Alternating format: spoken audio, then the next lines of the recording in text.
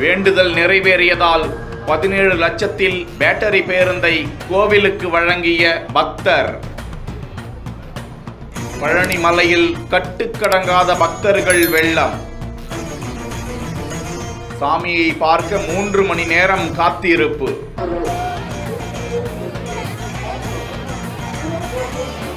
திண்டுக்கல் மாவட்டம் பழனி தண்டாயுதபாணி சுவாமி கோவிலில் பங்குனி உத்திர திருவிழா துவங்க உள்ள நிலையில் அக்கோவிலுக்கு விடுமுறையை முன்னிட்டு ஏராளமான பக்தர்கள் குவிந்து உள்ளனர்.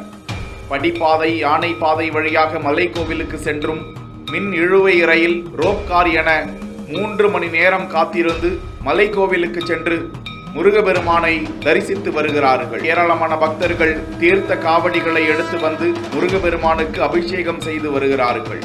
பக்தர்களுக்கு தேவையான அடிப்படை வசதிகளை கோவில் நிர்வாகம் செய்துள்ள நிலையில் புதுச்சேரியை சேர்ந்த வேல்முருகன் என்கிற பக்தர் தனது வேண்டுதல் நிறைவேறியதால் 17 லட்சம் மதிப்பிலான 23 பேர் பயணம் செய்யும் வகையில் பேட்டரி பேருந்து ஒன்றை கோவில் நிர்வாகத்திற்கு உபயமாக வழங்கியிருக்கிறார்.